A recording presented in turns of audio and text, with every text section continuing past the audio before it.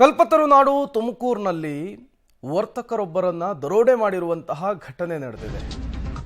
ಬೆಳ್ಳಿ ಆಭರಣದ ವರ್ತಕರು ಅನ್ನೋದವ್ರು ಗೊತ್ತಾಗ್ತಾ ಇದೆ. ಅವರ ಕಾರನ್ನ ಅಡ್ಡಗಟ್ಟಿ ದರೋಡೆ ಮಾಡಿದ್ದಾರೆ ಕಿಡಿಗೇಡಿಗಳು.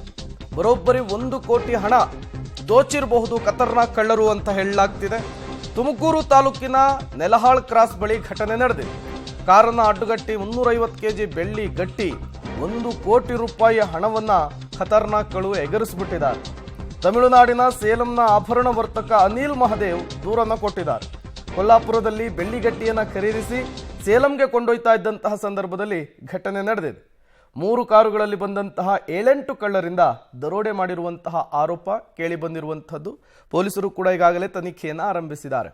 1 ಕೋಟಿ ಹಾರ್ಡ್ ಕ್ಯಾಶ್, 350 ಕೆಜಿಯ ಬೆಳ್ಳಿ ಗಟ್ಟಿಯನ್ನು ತೆಗೆದುಕೊಂಡು ಹೋಗ್ತಾ ಇದ್ರು ಇವರು ಅನ್ನೋದು ಗೊತ್ತಾಗ್ತಾ ಇದೆ.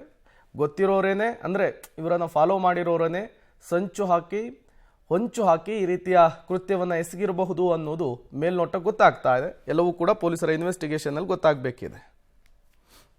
ಮತ್ತಷ್ಟು ಡೀಟೇಲ್ಸ್ ಕೊಡ್ತಾರೆ ನಮ್ಮ ಪ್ರತಿನಿಧಿ ಮಂಜುನಾಥ್, ದೂರವಾಣಿ ಸಂಪರ್ಕದಲ್ಲಿ ಜಾಯಿನ್ ಆಗಿದ್ದಾರೆ. ಮಂಜುನಾಥ್, ಈ ದರೋಡೆ ನಡೆದಿದ್ದು ಹೇಗೆ?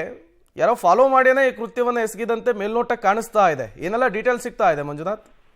ಎಸ್ ಪ್ರೇಮ್, ಮೇಲ್ನೋಟಕ್ಕೆ ಯಾರೋ ಗೊತ್ತಿದ್ದವರೇ ಈ ರೀತಿಯ ಕೃತ್ಯ ನಡೆಸಿದ್ದಾರೆ ಎನ್ನುವಂಥದ್ದು ಮೇಲ್ನೋಟಕ್ಕೆ ಗೊತ್ತಾಗಿರುವಂತದ್ದು. ಪೊಲೀಸರು ಕೂಡ ಇದೇ ರೀತಿಯಲ್ಲಿ ತನಿಖೆಯನ್ನು ಕೂಡ ಮಾಡ್ತಾ ಇದ್ದಾರೆ. ತುಮಕೂರು ತಾಲೂಕಿನ ನೆಲಹಾಳ್ ಕ್ರಾಸ್ ಬಳಿ ರಾಷ್ಟ್ರೀಯ ಹೆದ್ದಾರಿ 48ರಲ್ಲಿ ನಿನ್ನೆ ನಡೆದಿರುವಂತಹ ಘಟನೆ.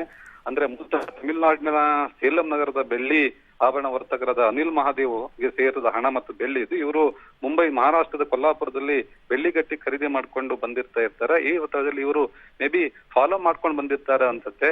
ಇವರ ಕಾರನ್ನು ಅಡ್ಡಗಟ್ಟಿ ಕಾರನ್ನು ತೆಗೆದುಕೊಂಡು ಹೋಗಿ ಸುಮಾರು ದೂರ ಬಿಟ್ಟು ಇವರನ್ನು ಇಳಿಸಿ ಅದರಲ್ಲಿರುವಂತಹ ಬೆಳ್ಳಿಗಟ್ಟಿಗಳನ್ನು ತೆಗೆದುಕೊಂಡು ಹೋಗ್ತಾರೆ ಮತ್ತು 1 ಕೋಟಿ ರೂಪಾಯಿ ನಗದನ್ನು ಕೂಡ ಎತ್ಕೊಂಡು ಹೋಗ್ತಾರೆ ಎನ್ನುವಂಥದ್ದನ್ನ ಅವರು ಈಗ ಪೊಲೀಸರಿಗೆ ದೂರು ಕೊಟ್ಟಿರುವಂತದ್ದು. ಪೊಲೀಸರು ಕೂಡ ಈ ಒಂದು ಹಿನ್ನೆಲೆಯಿಂದ ಹೇಗೆ ಇವರು ಬರ್ತಾ ಇರುವಂತದ್ದು ಮತ್ತು ಈ ಬೆಳ್ಳಿ ಆಭರಣಗಳನ್ನು ಕೊಂಡೊಯ್ತಾ ಇರುವಂತದ್ದು ಮಾಹಿತಿ ಹೇಗೆ ಗೊತ್ತಾಯ್ತು ಎನ್ನುವಂತ ನಿಟ್ಟಿನಲ್ಲಿ ಕೂಡ ತನಿಖೆ ಮಾಡ್ತಾ ಇದ್ದಾರೆ.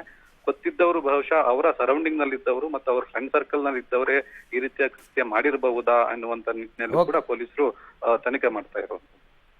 ಥ್ಯಾಂಕ್ ಯು ಮಂಜುನಾಥ್, ತಮ್ಮೆಲ್ಲ ಮಾಹಿತಿಗಾಗಿ.